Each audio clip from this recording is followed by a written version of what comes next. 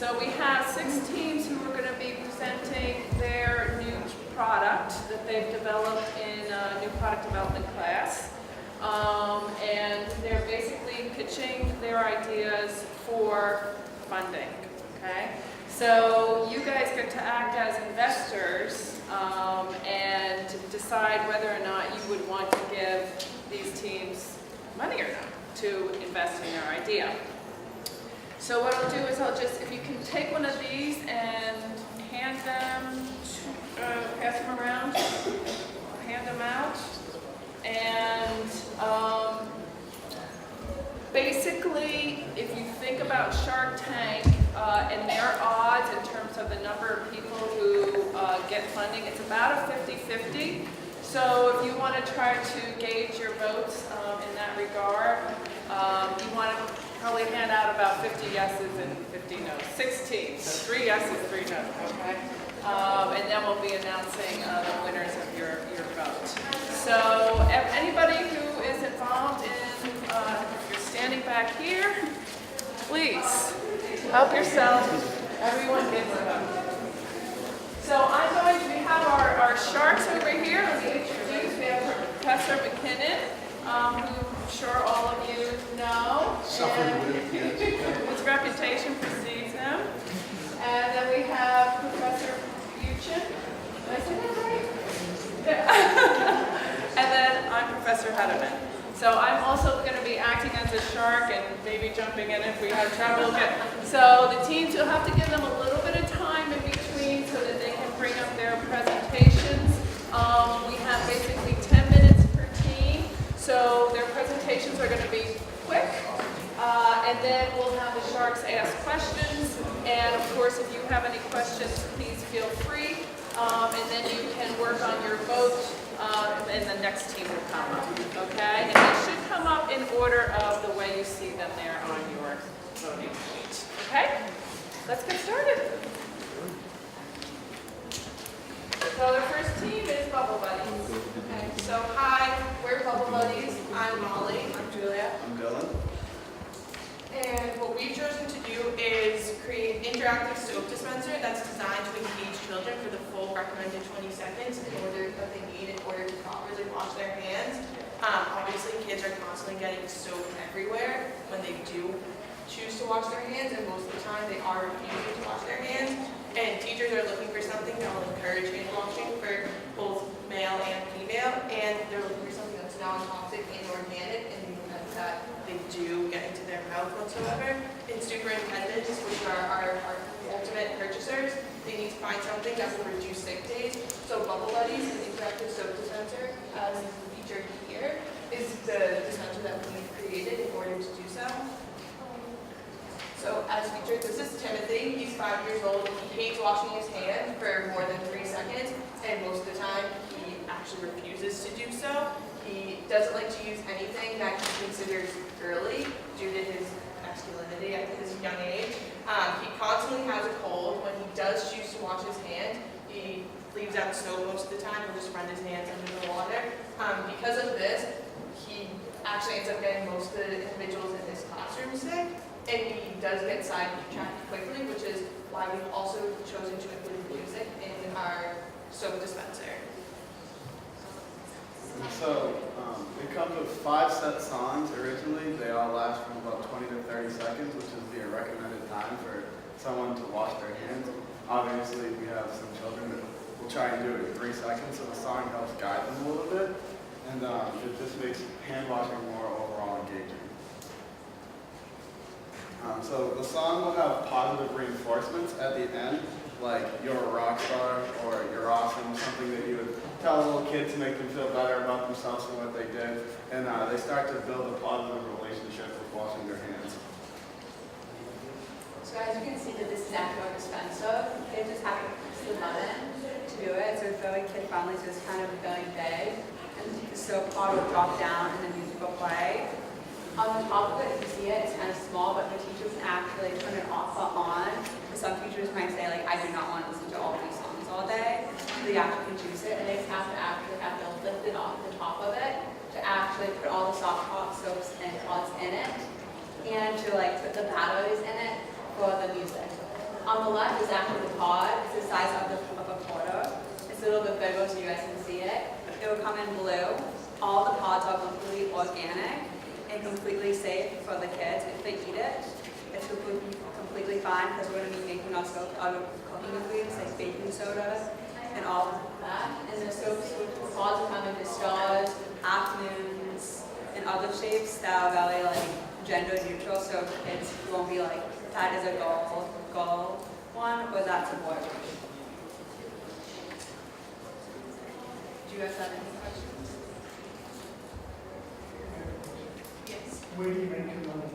So awesome. So the pods would be 200 pods for $25 and $75 for the actual dispenser. So they would probably be subscription based. So they would be like, we would constantly be buying new pods. So it'd be kind of like the ways of like a phone model where like you would be mostly be making the money on the pods, not the dispenser. And we were asking for 10% for 2050. You had mentioned that the target customers are superintendents. Yes. Walk me through that one a little bit more. So obviously the superintendents are the ones that have to actually go through and make the ultimate purchase decision. So we're planning on targeting primarily Boston area schools in our first form of distribution in order to kind of gain morale. And we're hoping that by targeting superintendents, once they see the children being involved in washing their hands, that they're going to be more apt to purchase the product for their schools. Anyone else, schools in hospitals or clinics or? For the moment, we're mainly targeting schools, but we are planning on, once we get our name out there, we're planning on targeting more towards hospitals, airports, more public areas in order to kind of gain, in order to kind of promote hand washing throughout the country. And eventually we would probably launch a hackathon product with small, the design would be different, be more like friendly, so like kids can actually like wash their hands when they see it and they can actually like do the same disinfecting as they get home. In 10 words or less, what's your unique selling proposition? I feel like we're offering, Why should I buy? Not a single thing. it's going to reduce sick days. It's going to, that way we won't have to be paying for substitute teachers. It's going to be promoting kids in school more. So overall, it's going to not only reduce sick days for teachers, but it'll reduce sick days for students as well.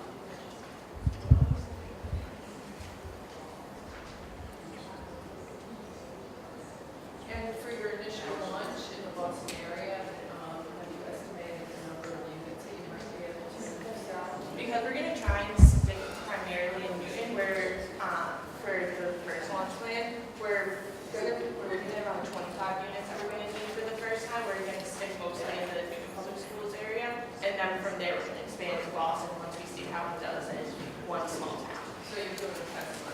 Yes. Thank you. Morning, everyone. Hello, I am Josh Sampson, And I'm Michaela Carroll. and we're here to present you the Dr. Scholl's Circulatory Warming Sock. So at first, I know what you're all thinking, socks, I have 200 of them at home, why would I need another one? And we'll get to that, let's just throw some facts in first. So first of all, diabetes and varicose veins affect nearly 10%, 8% of Americans. Now, first of all, we all know what diabetes is, but varicose veins is, if you can see that picture, I know we don't got a great screen, but you can see that picture with the blue veins over there, it's kind of when your veins kind of bunch up and it reduces blood flow, it causes a lack of circulation, and just like diabetes, it can lead to long-term lasting effects, like losing feet and losing toes. I don't know about you guys, but each one of my toes is special to me, I want to keep both my feet, so this is something that we want to work on. And then finally, we just want to provide warmth and comfort to people with poor circulation, diabetes, and cold feet, so they can live their life to the fullest without limitations. So continuing on, 114.4 million Americans are diabetic or pre-diabetic. So if you want to do a quick exercise, look to your left, look to your right, maybe look at yourself in a mirror real quick. One of you is either diabetic or pre-diabetic most likely. So that's a lot of people. Second, there's 47.8 million Americans who are 65 and older. This is a large audience, and these people just they're more likely to have diseases, they're more likely to have a weaker immune system, so they do need this kind of extra support. And then finally, there's 56 million Americans in the Northeast where we want to launch this product at first. And in these regions, the lowest percent is over 8% of these adults in this area are diabetic, and this number is only increasing. So just to talk a little bit about the target market, or the target consumers that we're looking for. Norma, she's 68, she's retired and lives in Connecticut. She suffers from diabetes and uses Dr. Scholl's products already to help support her feet on her daily walks. Now, just because it's a little cold, we still want her to get out there, we still want her to have that time, still be able to exercise, stay healthy. And once she gets back in the house, the socks will help her, get on that walk. Once she gets back in the house, she doesn't have to take those socks off. She can keep on using this. She can, sit there, relax, enjoy the heat. And then second is Bill. He's 47, he lives in New Hampshire, and he works outside for extended periods of time, including the winter. He's tried most other instant heat products and has been dissatisfied. So think about it this way, even if this is a mask, you're working on the mask pipe for long hours of the day, the most you can do to stay warm is maybe flip a sign and wave some people on. You need that extra support to really keep the heat going.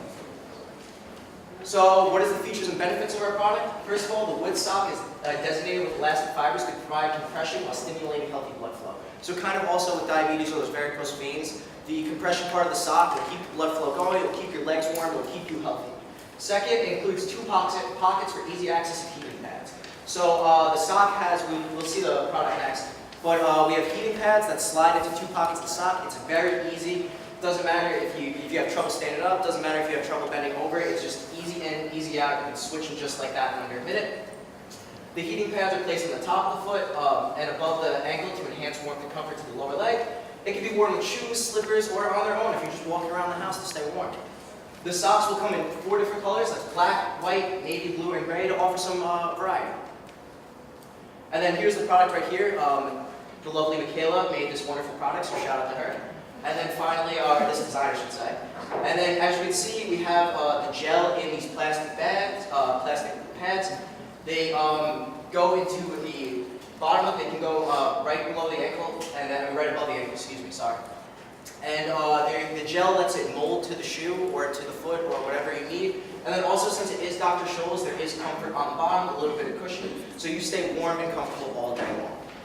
Sorry about the quality of the image on this. You can't really see where the pockets are, but they are going to be wrapping around the back of the calf as well as on top of the foot to help protect those toes from any, intense cold.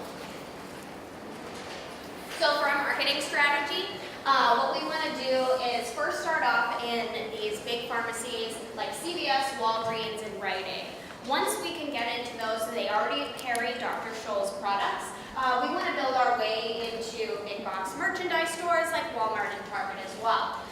So what we're going to be doing to incentivize people to get some customer feedback is put surveys at the bottom of receipts. But we can do things like putting in coupons in older products for this new product, again, to incentivize people.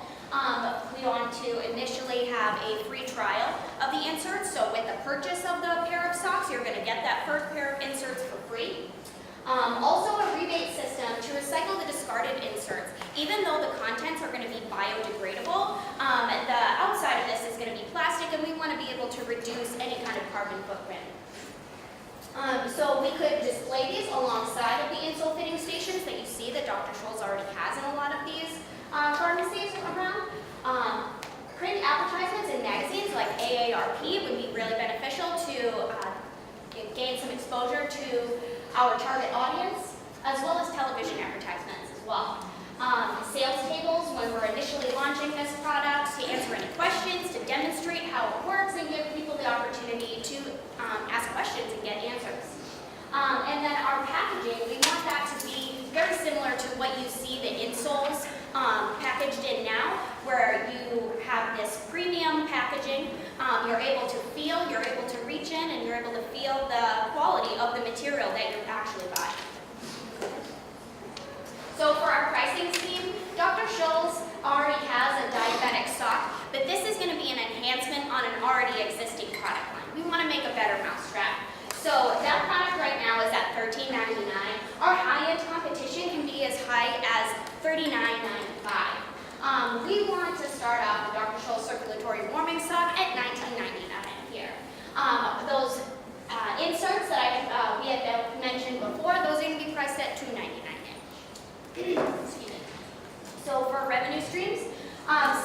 inserts are one-time use. This is going to be very similar to that razor and blade model where you buy the handle and you repeatedly buy the razors. You buy the socks and you repeatedly buy the inserts.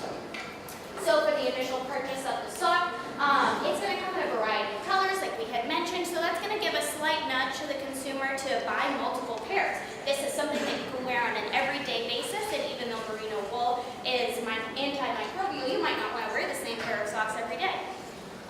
Also, we want to offer subscription models for replacement inserts that's easy to get delivered right to your house. That can be available directly through the Dr. Scholl's website, as well as having a loyalty program that creates customer profiles so we can actually track that customer data. Are there any questions? Just a question or recommendation. In terms of marketing strategy, have you thought about working with doctors and clinics? I know right now there are a lot of people, many like clinics, Yes. vein clinics and things like that actually need your product. We would love to work with the American Diabetes Association and get a seal of approval for them to add into our marketing. Yes, definitely. Is it going to be available on Amazon? Because that's where a lot of people go to shop, not necessarily Shoals. Very true. There are Dr. Scholl's products on Amazon right now, and that is definitely a goal that we would have to eventually end up on Amazon as well. How easy is it for somebody to copy this product? Well, we want to partner with, first of all, they may be able to copy some of the design, but we are partnering with some high-end products, so like something that with the warmers, we want to work with Hot Hands, which is one of the biggest producers of these warmers, and also working with Dr. Scholl's, that someone may be able to copy the design, but we feel like we can leverage that brand and we can have people trust us. So maybe even the actual product, it might be able to be copied, but I think with the, just with the whole feeling of the product and how the people feel about the product, that would be a lot harder to copy. You can't replicate that same kind of customer trust as easily in a new brand as you can as an established one. Because my concern would be on Dr. Scholl. Could they take the idea and do it themselves? This would be an add-on to an existing product line that they already have. So what we're doing is, as if we were to be a part of the Dr. Scholl's community already, asking for additional funding to create this product. So we're not trying to compete against Dr. Scholl's, we are Dr. Scholl's.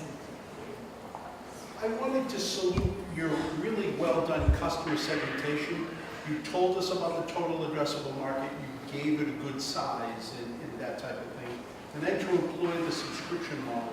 Does Shoals do anything else that has subscription to it, that has refills and that type of thing? Right now, not that we know of. They do have a website, but a lot of their sales aren't coming directly from their website. We want to be able to change that because e-commerce is taking over the world. And I think that they need to be able to keep up. Yes, there are going to be in-store purchases and impulse buys, but if we can get a stronger base online, I think that's going to be beneficial in the long run. You did an interesting thing with your design, how you put the heat pack in the back of the cap and then the top of the arch. When I initially heard that, I said, gee, how does that fit? That totally disrupts the integrity of your shoe. And the truth is, most diabetics with that kind of problem have relatively loose shoes, kind of almost oversized shoes. So depending on how thin your warmer is, that's probably not going to be a hassle either, as long as you experiment with that. Right, and that's where we need some help in developing the actual technology, but we do want to make it easily formed to the foot so it's not going to, hit any pressure points and be uncomfortable in any kind of way if you do wear it in work boots or sneakers or any other shoes you have. To mouse around with price point, your insert is $2.99? Correct. Is that 2 inserts? That would be 4 inserts total, so a package of 1 for the one-time use. So it would be for each calf and for each top of the foot. Thank you. Well done, especially total addressable market. Thank you. So for those of those your doors needs launch, when do you expect you'll expand and maybe add the big box retailers or Amazon? We're hoping after the first year we can reach at least $1 million in sales. And after that, we would be able to have a proof of concept and say, hey, this works, people want it, you should put it in your stores. And just going off that, we want to try to launch in October, November, so that we can get out there when the cold season starts, and then during the holiday season, and then once it builds traction over the year, then we can expand it each and every year during that same season. Thank you. Thank you. Okay, so we're here to introduce the new app called Parking Karma. I'm Susie. I'm Georgia. I'm Liam. Emmy. So we created this app because how many times have we been driving around Boston and you think you see a spot and you're like, oh, like there's a fire hydrant or no parking on Sundays, street cleaning. This happens a lot in Boston, and we wanted to create a parking app to kind of make it easier for residents and hopefully in the future commuters to find parking spots right outside of them. So in terms of what the app is going to look like, to the left would show what it's going to look like in the App Store, which will be on any smartphones. And to the right shows the different parking zones that we're trying to target, but in the beginning we'll definitely be just targeting residents, just to get our name out there, which we'll talk a little bit more about later. And under each of the parking zones, you'll see find spots which you'll be able to click, which will then bring you to resident parking, which will show you the different zone numbers and whether or not they're open or closed, and you'll then be able to click the ones that are open, which will bring you to another screen, which will connect you with other people that are on the app as well, and you'll be able to, it's more kind of like an Uber sense, where you'll be able to see when that person is going to arrive. On the right would be the person that's going to receive the parking spot, which will have a 2-minute time limit, so that person isn't waiting there for that long of a time. And to the left, when that person has arrived, you'll be able to rate the person at the end to have a sense of getting people to keep going back and using the app. And to the left, app also shows you some promotional values of Dunkin' Donuts to get a sense of revenue for our company, which we'll talk a little bit more about at the end too. So here's a flyer that we kind of made up for the residents that we're going to be targeting. So we're going to be targeting the neighborhoods back by Southie and the Fenway area. And like I said earlier, we're eventually going to try to bigger the market and target commuters coming in. In 2018, 100,000 parking stickers were given out by the city of Boston. And between the dates of July 1st, 2018 and July 11th, Boston issued 35,270 parking tickets. And this was a 5.6% increase from the previous July. So the reason we want to target these residents is because one of the big faults with Boston parking is any resident can get as many stickers as they want, which is kind of like a huge issue because if you have, like, let's say you have 4 cars and you have 1 apartment, like whatever, like you have a big family, they can just like get as many tickets as they want or permits as they want, which is huge because we don't have enough spaces for the amount of parking permits that they're giving out. So Emmy's going to talk about a little bit more of our target consumer. Yes, so we're doing residents just because there are a limited amount of spaces on the street and in excess of permits handed out. And we're targeting South Boston and Brighton at first because that's where the biggest issue is. I personally live there right now, or in South Boston right now, and I drive around for at least like 30 to 45 minutes a night looking for a spot. And I just like wait to see the headlights go on or something. So this app would really help because you would track whoever's leaving the spot and you would find the spot. And it's karma because it's like you're paying it forward. Like you're waiting to give that person that spot in hopes that the next time you're looking for a spot, you'll get one. And some might wonder how we're going to make money because it's a free app compared to other parking apps that work with exchanging money. That's their way to make money. We're more like Waze in the sense that once we get our community started, we're going to be helping people, and in that way we can use promotions like I mentioned before with the donuts so that we can make money through promotions that can help people in their everyday lives and making their lives a little easier while also helping them with franchises, helping the franchises and businesses as well.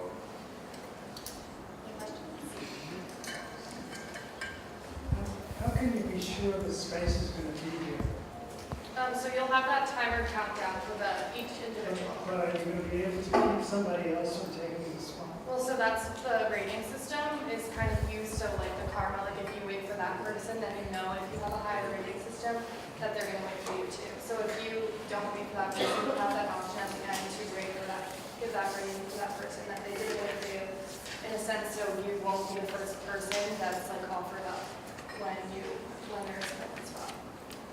So maybe walk us through exactly how this works in the interface with these software. So I'm in the parking spot, I'm about to leave, where do I go? So you click that you have an open spot and then somebody else, like says, like an Uber, like you can agree to take that spot.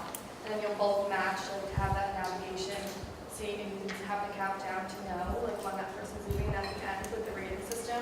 If you don't wait for the spot, like you're not going to be offered up for the next time to like be able to take somebody else's spot. So that's like kind of the karma. Yeah. And we're relying on the community to kind of Yeah. be honest. Right. Could you go back to your second or third slide? This is the third round of that question. So, the one about zones? Yeah. Yes. So I have to self-report that I'm leaving zone Yes. O2O. And that will be popped up on the other person that's receiving, or that's taking spots. And that goes up to your community that O2O now has a free spot. Yes. So it depends on that. Yeah. An aggressive question, is there a way you can convince the city to do some version of RFID there? No, before you laugh. That's why cities love telephone poles. They charge you to be on those telephone poles. If you get RFID certain of those zones, that's pretty cheap stuff. Even if you don't self-report, as you leave, that's very interesting the way you've broken that down into codes like that.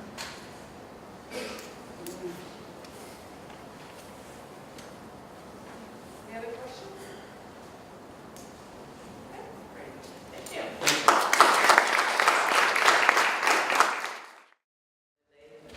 We're going to be presenting to you Smart Tape.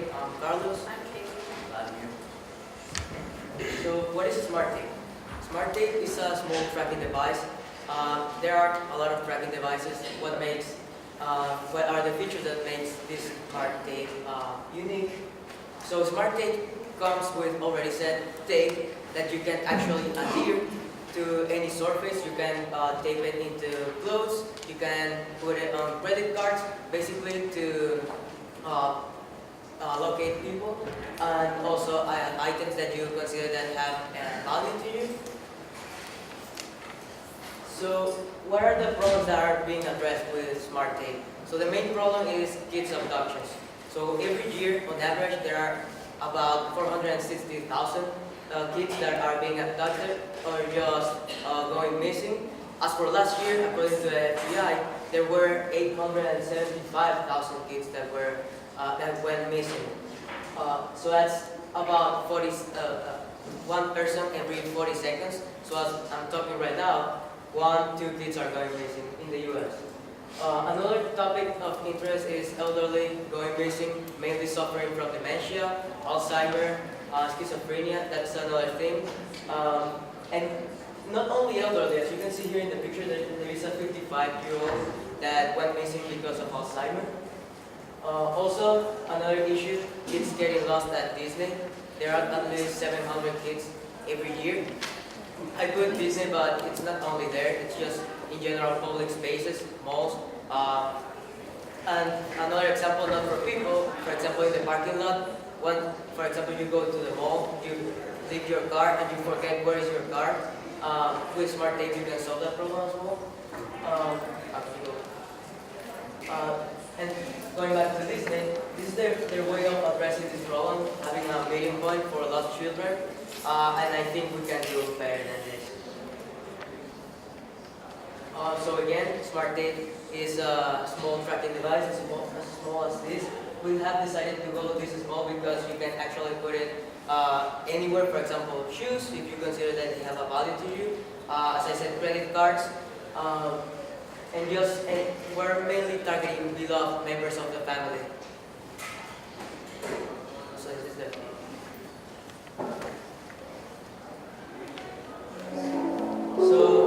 to explain more in depth what is Smart Tape, in the last presentation that we had, there was a confusion of what is Smart Tape. So it is a component of two things. It's not only the chip or only the tape. Both things are Smart Tape. So the white part of the product is just the outside.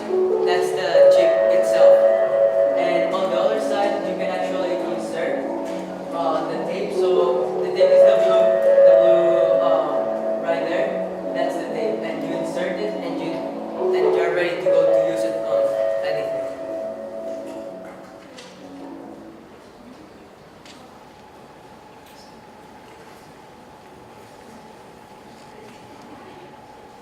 for the features and packaging. So this is going to be the box that that the customer is going to be buying. So inside you're going to find the tape, the chip, and also a wireless charger for the product. At least 4 smart tapes can be charged on top of the wireless charger. And here on the side there is the smaller chip that is going to be the reason of how you can actually locate people in real time. This is going to be inside of the white chip over there. There is going to be an app link to the product. I'm going to go real quick over this. Basically, once you go in, it's a free download. So once you go in, it's create an account or log in with the current one. You can create your profile. Actually, you can also create profiles for the people that you are trying to target. And also, these questions are essential because you can inform the police if someone went missing. This is going to be a premium part of the service. Initially is going to be a freemium. At first, you have any of the other features that I already mentioned, and if you pay more monthly, you can actually, if there is a problem, you can inform the police. And basically, when someone goes missing, they ask you their name, date of birth, height, weight, all of these questions that are, it's a long process and complicated. So if you know that someone went missing, you can send this to the police, and it's going to make the process easier as well. So with Smart Take, we want to focus on 2 different groups for our target customers. The first one would be millennial parents. In 2016, millennial moms were responsible for 82% of all births in America. And Smart Take would put parents' words at ease while giving them unlimited accessibility to location of their kids as well as their safety. The other group would be caretakers of those with Alzheimer's. So every 65 seconds, somebody in the United States is diagnosed with Alzheimer's disease, dementia, or some other form of mental illness that causes them to lose their memory. In 2050, there will be projected 115 million people globally diagnosed with some form of dementia. So Sarah Safety, that's our user persona. She's 30 years old. She lives in Boston. She's a web designer and she's married. So she would be a perfect fit for our Smart Take family.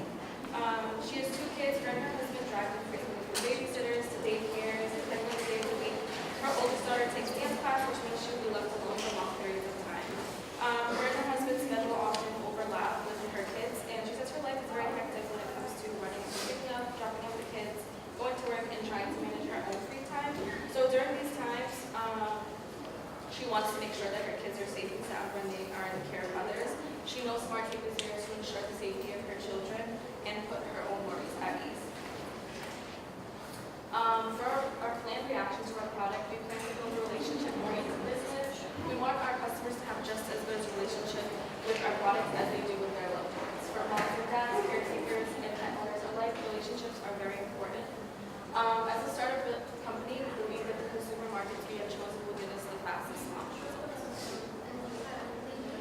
So the cost of making this product, per ship, it costs around like $4 to $12, so we round it up to around 7. The cost of production is 17. The packet cost is gonna be 7, so it's gonna be 28. This comes with a package. It's gonna be 3 different packages. One Smart Take, 2 and 4. And one package is gonna be $80. If we sell one of these, our profit's gonna be 52. With 2 Smart Tapes, it's gonna be 117. And for 4 Smart Tapes, it's gonna be 218 profit. Okay, so there's different types of advertising that we were thinking of doing. One of them was direct mail postcards, which is 5 cents each. There's a website online where their name is Package Amazing. If we just send 1,000 of them, it's going to cost us $50. And other advertising cost would be Facebook. They charge you 27 cents. that's per click. If you get 100,000 of them, that's $27,000 of cost. So another one is cost per and that's gonna cost us 7.19. So this is basically to grow the brand awareness. Since stats show that 17 million, there's always 17 million millennial moms every year. If 50,000 were to buy this product at $80 per cost, it will be like 2.6 million in profits. This is just a picture to show how it's going to be the unboxing of the product. As I already mentioned, you're going to find the smart tape, which is going to be the one on the top. Then on the side you can find the wireless charger, and on the other side you can find the actual smart tape that you can insert into the chip. So that's going to be what the customer is going to see when unboxing.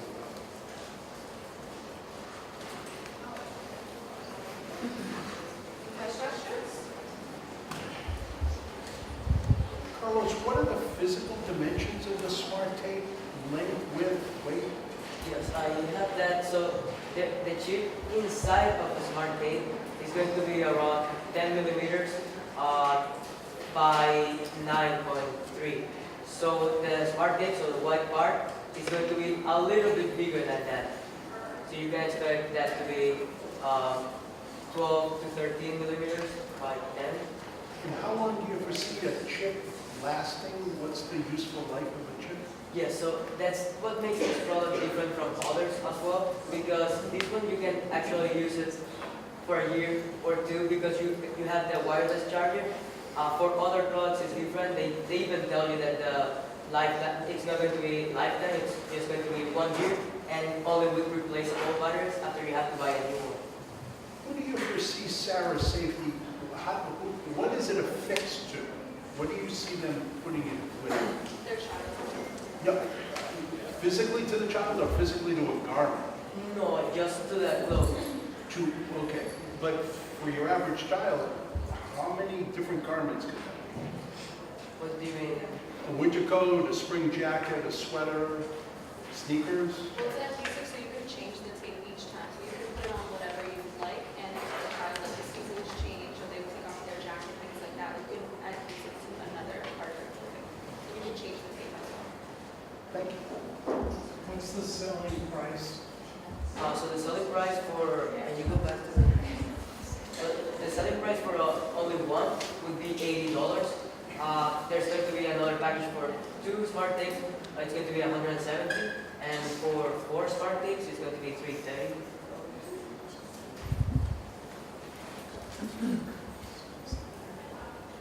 Why do 2 smart tapes cost more than one? If you bought 2 single ones, it's 160, 2 smart tapes are 170. Yes, that was a mistake. I'm sorry. It should be 150 actually. Okay, so there's a quantity discount. Yeah, I'm sorry. Is this going to work for iPhone and Android? It's going to work for both. So you said it's tape. How confident are you that it's not going to fall off? Yeah, so what we're planning on doing is partnering with Gorilla Glue. They are very big in this adhesive and glue type of products. So the tape is going to be made of that. And then it's going to work on any surface, so any type of clothing, any texture. Does it show you where the person is located and give you a direct route to where that person is? Yes. So in one of in the app. Yes. So when we're trying to locate someone, it's going to prompt you to the actual map, and since you already put the profile of the person, you have to upload a photo of the person. So you are going to see it on the map, and it's going to work basically like Google Maps, just with a picture of the person. And you click on that, and it'll show you. And it shows you the path.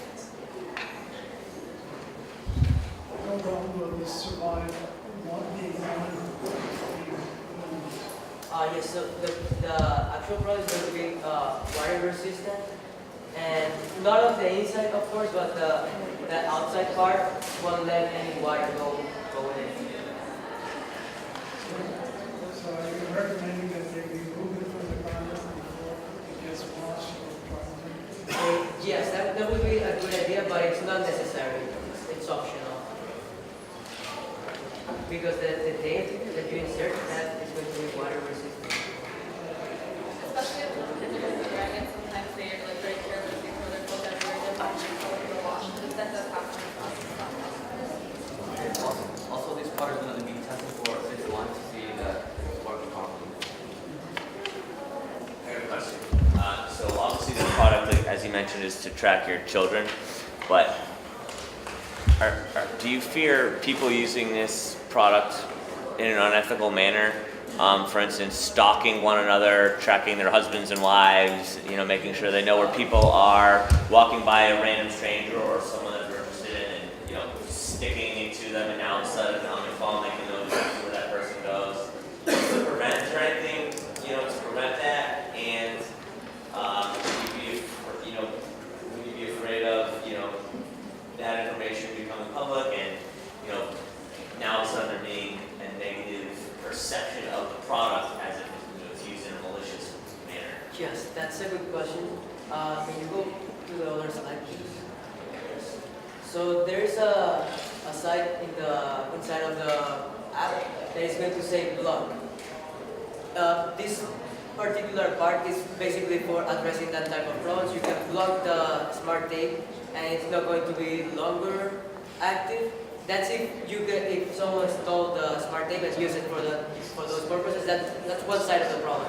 And then for what you are saying, we are going to have a team behind the app and everything, like just checking on these type of things. And as for the husband type of thing, that's the use that they would like to apply for the product, and we cannot do anything about it. But that's something that is already happening with other products as well.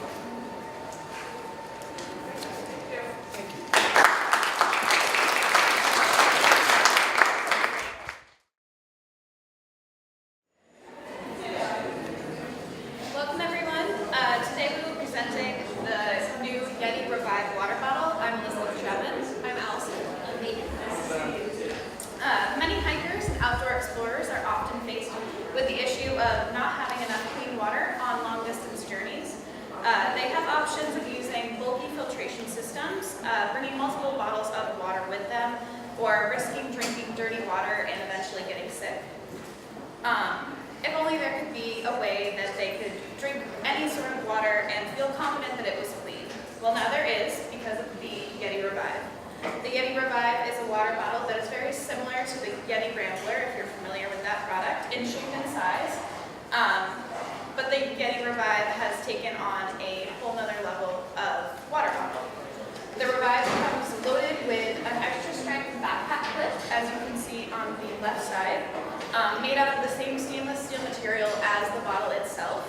This clip also allows for easy access to drink your water while you're hiking or doing outdoor activities. The Revive also comes with reflective surfaces that you can see on the top and bottom of the bottle, so that hikers can be able to see their water bottle in the night on overnight trips. Then of course the bottle comes with the filtration straw, allowing for you to put any sort of water into the bottle and drink it, and it'll be a clean water. The filtration system is made multi-layered, so the first layer of the filter is a basket system, and this is used to catch larger bacteria such as leaves, bugs, things that you don't want to be drinking. And then the second layer is a charcoal filtration system, which purifies the water. The straw is easy access to drinking water. It's a flip-up straw, similar to the Yeti Rambler product that is available on the market now. And then the bottle and straw are also leak-proof so that your water doesn't leak all over your pack. And then the stainless steel material that the bottle is made out of helps lock in either heat for hot water or the cold for cold water. Our positioning statement for this product is for backpackers, hikers, and explorers. The rugged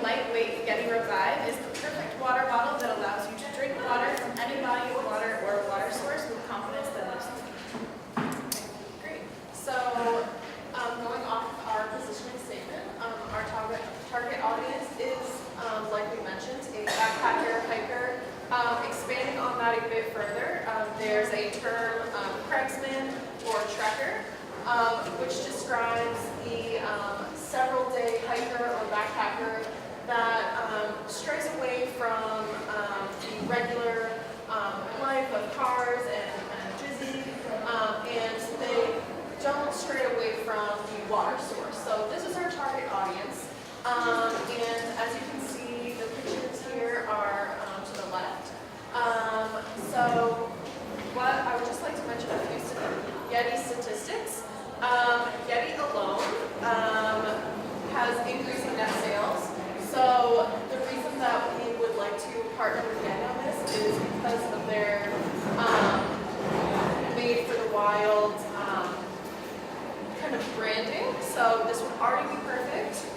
So Yeti's net sales increased 19% to $241.2 million from last year to this year, and also from last year to this year, their drinkware alone net sales increased 24% to $143.5 million. So this is a growing market, and the reusable water market bottle industry is $8 billion. So this is a very great market to be in. Savings on average are $225 a year on disposable water bottles. So eventually this is something that we want to jump into in the future. First-time campers spend on average $181.61 on gear. Backpackers in the U.S. alone have 10 million participants that spend 13 days on average. And we wanted to create this water bottle that's 32 ounces because the average hiker, backpacker, cragsman would want to continuously stay hydrated. And 32 ounces is a liter of water, and on average you need to drink a liter of water every 2 hours that you're hiking to stay hydrated. So you want to stay near a water source, which is our target audience, and the Yeti water bottle can be refilled and you can carry it with you and know that it's safe. So some marketable features is, like we mentioned, the stainless steel technology, and you can see some of these features up here. But I really want to touch upon the water filtration system. What makes it special? We talked about the charcoal and we talked about the double layer. So let's talk about what it filters out. Let's talk about how it filters out 99.9% of all bacteria and protozoa. So bacteria includes salmonella and cholera and E. coli. So this is definitely something that contaminates natural water sources, something that a hiker would, an unprofessional hiker may think that a water source could be clean, but you would really want to make sure that this water bottle with the Yeti filtration system is with you to make sure that you are drinking the purest of water. And I want to talk about how to clean the Yeti water bottle after use. So it's time to change the filter when it becomes hard to suck water from the straw. The filter remains promising at all times. It just becomes hard to suck from. What you would do in this circumstance is you would just blow out from it, clearing away some of this bacteria, and when you get home from your camping, hiking trip, you would clean it in your dishwasher, and it would remain safe. So the product costs about $6. So $3 for the 18A grade stainless steel and molding, and then another $3 for the straw, which consists of like the cage filter, the charcoal, and like the plastic out there. Like you said, this product retails for $65.99, which leaves us a profit of $59.99, which is a profit margin of 90%. And then also for our kind of our product launch plan, we want to start. Obviously, Yeti has an online store, so that's where the product will be available at first. And then there are multiple retailing stores that also carry Yeti products, like Dick's Sporting Goods, REI, which is an online website, and even like Ace Hardware. So eventually, once we see how the product is on the website, we would want to push it into all those other stores, and then really market heavily before the product even comes out. That way, people get a good sense of what it is, and they're almost like just waiting to buy it for when it comes out. That could really spike our sales, right? I mean, for this. And we would be looking to release it in October, so sort of near the time of gift giving, December. So that would be when we would start marketing it, and November would be when we would release it. But do you guys have any questions? Yes? If you sell it through retail, what kind of markup do the retail add on to the price? They're actually the same. I know, like, the Yeti products that are on the Yeti website are the exact same in the stores. So there's no markup. Yeah. Yeah, the profit margin might seem quite high. That's because we haven't factored in the additional costs of manufacturing the bottle, using those resources, hiring people to develop the technology to have the filter, the marketing costs, as well as the distribution. Do you think you'd have to go through the wholesalers as well? Because if so, it's one more person carrying the CO. I guess. Yeah, if we sell it through like the online store, like we would obviously have to go through wholesalers, but we would have to factor in like if you wanted to sell to like the exporter goods, I know we can't sell it for the retail price to them, we'd have to sell it for less. How did you arrive at the retail price of $65.99? What factors formed that? It was around the Yeti Rambler, which is about $35 or so. Yeah, and we Oh, also, higher. The Yeti Rambler is $55.99, and it's tacked on an additional $10 because of the filtration straw, and we summed up the cost of making the straw would be, what did you say, $3? Yeah. And then the markup. Educate me, what is the Yeti Rambler? So the Yeti Rambler is the original Yeti water bottle that would be the same size and style of our water bottle minus the filtration system and the additional features. So you basically said I'll double up. Okay. Does your product need government approval? So we also based our pricing off of the one competitor that we have in the market that's solely based on the filtration system. So it's not similar to ours in the way that it's charcoal based, but it's called the Life Straw, and it is just a singular straw that you would need to bend down to the water stream and drink purely from the water source from, and it filters out bacteria and protozoa. But ours would be a bit different from that, and it's combined with the water bottle. And we would be using, maybe partnering with them in the advertising campaign, getting their seal of approval on that. But I definitely think that we would partner with them on their. So, yeah, with the Life Straw itself, like you're really drinking from the straw in the stream or river. With our product, it's, you put the water in the water bottle so you can carry the water around. So yes. Yes, needs government approval, or? Yes, and we would get a government approval. Then that would be an additional cost in our manufacturing process.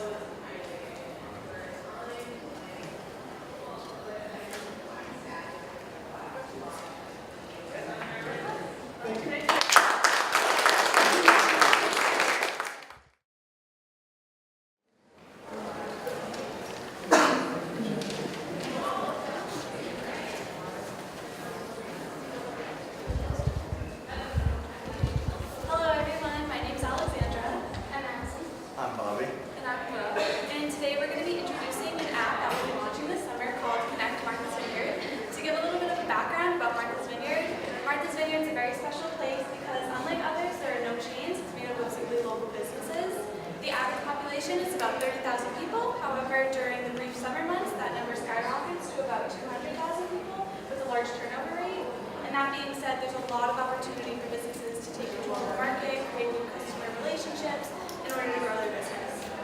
However, a lot of these companies we found are not very tech savvy, and they struggle with making these connections. And there's also another group of people that our team has acknowledged that are kind of in between the tourists and locals, and those are the type of people that are also seeking connections with these business owners as well as the surrounding areas. So for island visitors seeking a deeper connection to their second home, Connect Martha's Vineyard provide differentiate itself by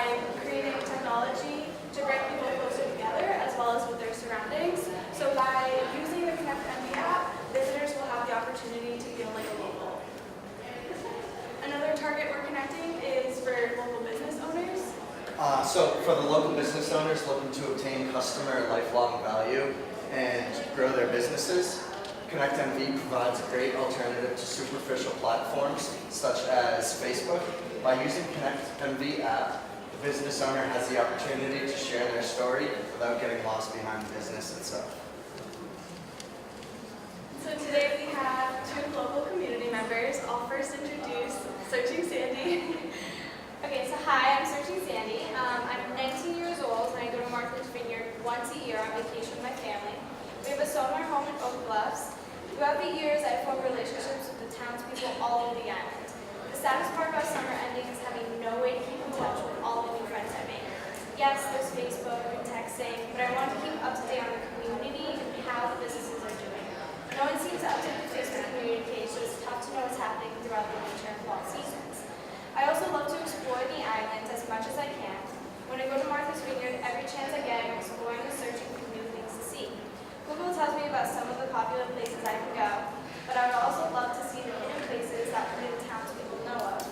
I think the best part about traveling to new places is getting to see the things that the townspeople enjoy all the time, not just the places that are accessible to tourists. I want to get a feel for the community. It would be awesome if there was information on these places and how to get there.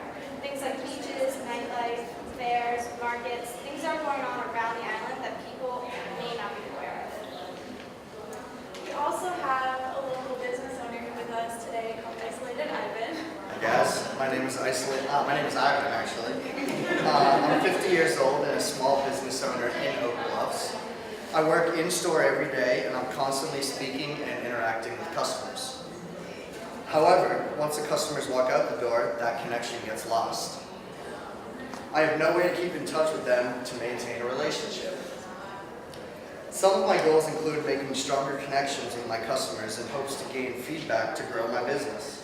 As a result of not being able to make a stronger connection, I feel a lack of control over my business that I have owned and worked so hard on the last 25 years. During the summertime, the population of Martha's Vineyard skyrockets from about 35,000 to 200,000+. And it's great for business, but I have no way to connect with them during these events in order to promote them, unless, of course, they come into the store and I can tell them face to face. As for the rest of the year, while those 170,000 people are off the island, I also have no way to interact with them and keep them updated on what's going on with my business and the island itself. I wish there were a better way to connect with these customers and keep them updated on new things. So to solve Ivan and Sandy's problem, we've developed an app called Connect Martha's Vineyard. And to get a better sense of what this app will look like, we inserted a link. It's very modern, user-friendly. So the app is going to be very user-friendly and accessible to people such as tourists and visitors, as well as business owners.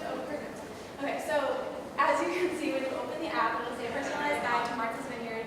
It's very easy to click through. You kind of follow like a path that's really good on the island. And then going through it. It's very easy to sign up and log in. All you need is just like an email, a username, and a password, as you can see on the screen. And once you log on, this app will be customizable to how you like to vacation. So say the majority of people who visit the island have like a family, so we will highlight kid-friendly things to do, as you can see right here, as well as beaches, trails, food or drink, historical places.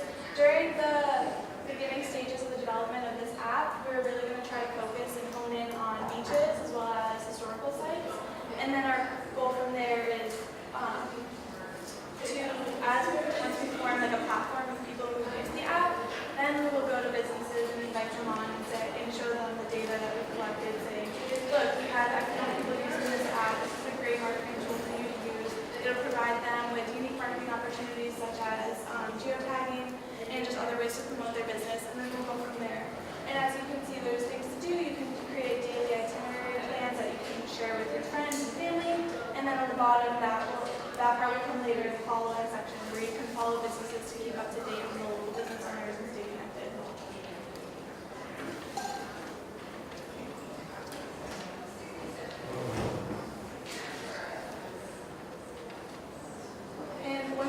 have a platform of people using this app, and we will go to businesses and introduce like our financials. So for financials, right now at our Wizards Alley actually interviewed like the local newspaper and the magazines, and an ad is about $2,600 per page, and that's an insane amount for any business. So for the businesses, it would be $500 a month or $5,000 a year, and by doing a year, it not only gives the app more money and funding, it saves the business $1,800 by paying yearly instead of monthly. And so we do know, like since Allie did talk about how there's so many more people on Martin Vineyard in the summer, we're doing seasonal payments because most businesses probably are closed for the winter. And so for a seasonal payment, it would be about $1,350, and that gives people the chance to just have it in the summer, or if they are a winter business, to put it in the winter. Luckily, the cost of producing this app is very low, since we're partnered with 2 students from Holland College of Engineering, so they have all the technical experiences to create the app with no charge. So our cost of goods sold is extremely low, and although we'll be starting the beginning season without charging businesses while we're creating the platform, once we do start charging businesses, say there's 30 businesses that join the app and they join the full plan for $5,000 a year, that's already $150,000 for that first year. Do you guys have any questions? So you're going to rely on your revenue from businesses on the island, correct? Not the users. Yeah. So are you going to go door to door selling this app? What's the selling process? Yeah. So part of our marketing strategy, we were going to utilize that there's only 2 modes of transportation to get to the island, the boat or the plane. So what my team and I have decided to do is create a specific QR code that will be posted at popular points such as the boat or the airport. So when people are first coming onto the island, that's what they're seeing. And by having a QR code, it's very easy to scan on your phone and the app will pop up. Another idea that we had was to partner with businesses. I'm not sure if you're familiar with Yelp's little sticker that sometimes you'll see on the door, and that has a similar idea with like a QR code. So if we had our connected QR code posted on businesses' doors, when people frequently visited popular towns or these locations, like they would see the app through that way. So are they buying the app online? No one is interacting with them personally to sell them the app? Yeah, no, it would just be through the QR code, like on the App Store. How many subscribers do you think you could get before you start starting your advertising program? So each summer, the population will grow up to about 200,000 people, and each season, that number is constantly increasing. We projected that about 80% of those 200,000 people will see our marketing advertisements because there is only 2 ways to get to the island, so I think if we can get those 80% of people on there, after the first season, after they're using it, we then can go to the businesses the following season and say, hey, there's this app, people are using it, if you would like to take control of it, we have plans that you can have about 100,000.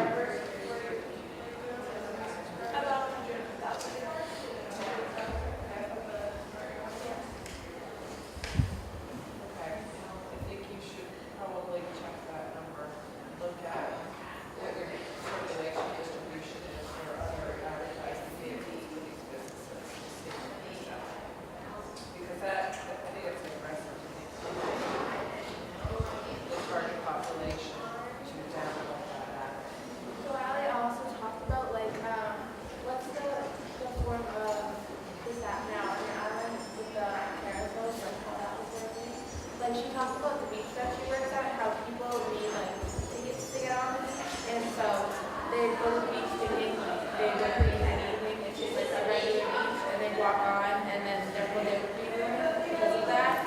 There's only one way of, I think it's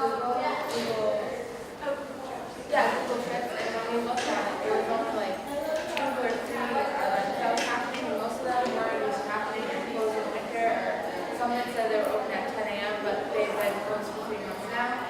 So we projected that high number just due to the inconvenience of the people going on the island. Right, we have to look at the target audience.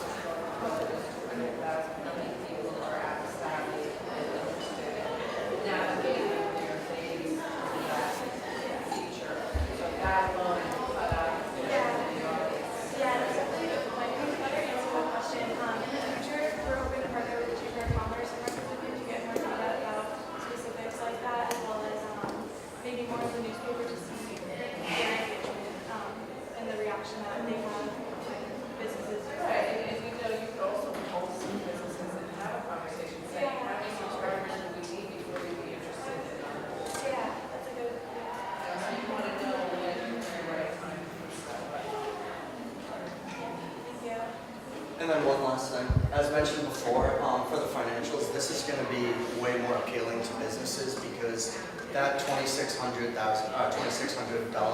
actually only adds up to 1 week of magazine space. And so, you know, purchasing this, they're going to get continuous advertisement. Yeah, no, I think it's definitely. Have you given some thought to, would you sub-license a mapping service so that as you, whatever, journey, bicycle, walk through the island, things are geo-coded along the map? Yeah, I think that's a great idea. And it's something that we would definitely be interested in looking into like in the future. I think right now we're kind of just focusing on maybe gathering initial information, but yeah, and that would also follow with the beginning of the app, how they kind of have like the dots for the trails. I think that's a great idea. Right, and that's what kind of, I thought that. Yeah. Is because if you're saying Google Map is kind of sparse and sketchy and incomplete, Yeah.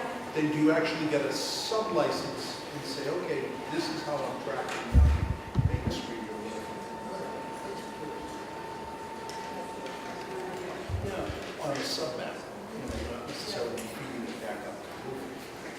Thank you.